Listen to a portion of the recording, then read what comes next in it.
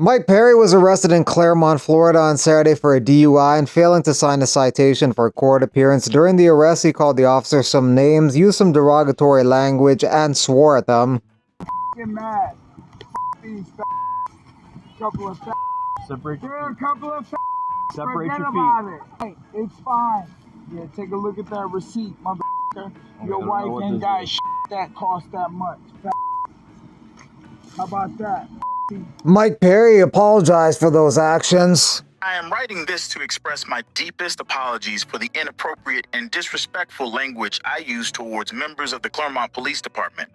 I understand that my words were hurtful and offensive, and I sincerely regret my actions. I recognize the important and often difficult work that law enforcement officers do to keep our community safe. I truly respect the dedication and sacrifice that comes with the job. My behavior was inexcusable, and I take full responsibility for my actions.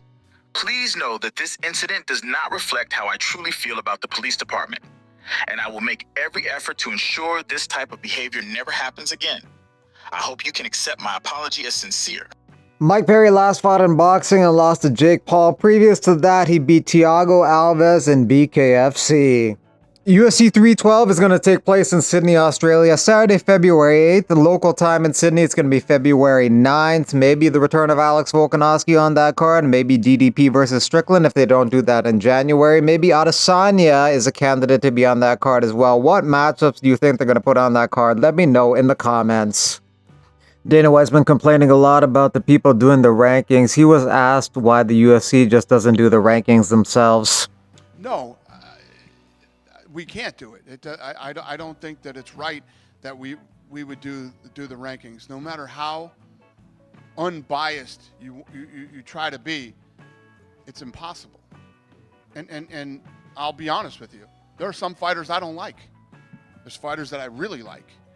And there's things that are good for the business. There's things that you might think, I don't want in our hands at all. Not mine, not Sean's, not Mick's, not Hunter's, nobody's. There has to be a third party that or AI or something that does the rankings. It's impossible not to be biased. And I believe that there's bias with the media too.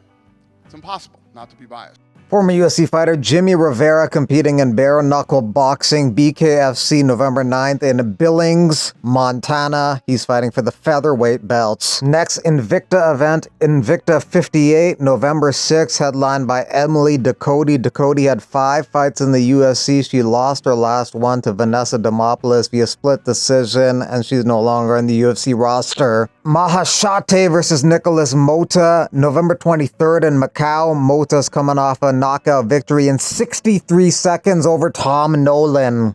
Australia's Hex Fighting Series added 3 former fighters onto the UFC roster in the past 3 months. Cody Haddon, Navajo Sterling, and Jonathan McAuliffe. John Jones doing red light therapy. Supposed to help with inflammation and things like that under Gary Brecka's system. Same guy that helped Dana White with his health and wellness. That's all. Go harder. My sister is harder than that. Bro, come on. Come on, man. It's bouncing off. I got you rock. Come on. Can you at least act a little bit? I'm gonna hurt my hand. It's bouncing off. Okay. Probably returning to the octagon in January if everything goes right. I've been trying to fight. Like I said, not having much luck with people saying yes. A lot of frauds, a lot of wusses in the bantamweight division. Shavkat Rakhmonov says if he beats Belal Muhammad and Makhachev wants to move up and fight him, he'd take that fight. He's not seeking it, but he wouldn't refuse it. Makhachev might be undersized for that endeavor, though, because he had trouble with 145-pound Volk, so taking on Rakhmonov would be a tough one.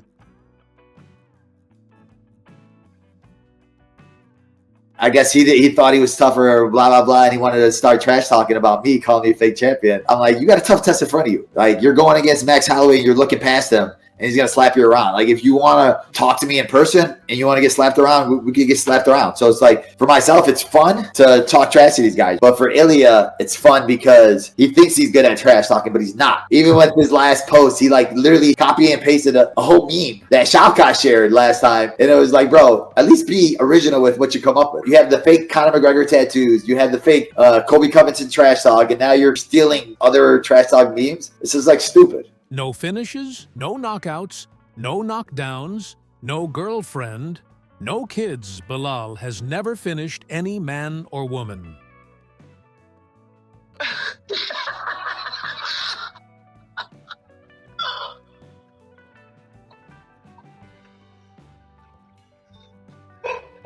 Oh my goodness. Corey McKenna, no longer on the UFC roster after a loss over the weekend to Julia Polastri. Gave it my all Saturday night, and losing a split decision against a tough opponent on 2 weeks' notice changeup is not how I thought things would end, but I'm 25 with experience beyond my years both in and out of the cage, so excited to see how we can rebuild and move forward with whatever life decides is my path. We're out throwing up. This one's a veneer, that's why it's the same size. I would throw up on a daily basis. I always had indigestion, you know, no matter how little I ate or how much. With Cowboy Cerrone wanting to get back into the UFC and fight a couple more times, Stephen Wonderboy Thompson is down to fight him. Cowboy would be down too, but Dana White doesn't want Cowboy fighting anymore, so it's probably not going to happen. The devil's job is to make you feel without that fat booty over there, you ain't gonna be happy. Former UFC fighter Brian Ebersol competing at the Next Fight Circus event in wheelchair boxing. He had 70 professional fights. Good guy. Had a chance to talk to him last year to see what he's up to after MMA. I'm coaching at King's Academy of Martial Arts in Sydney, Australia, which is owned by Elvis Sinisek. Elvis was the first UFC fighter from Australia. So, yeah, just coaching and being a dad. New World Order is here to kill you and your family. But first, dumb you down, make you sick, and suck everything out of you. When you finally get it, is the minute we start turning the tide against these people. I got the blueprints. You can have the blueprints. Why is it the same program all over the world? Run by fascists, run by communists, run by corporatists. Because it's a plan to end us. To turn us into animals like factory farmed chickens or pigs.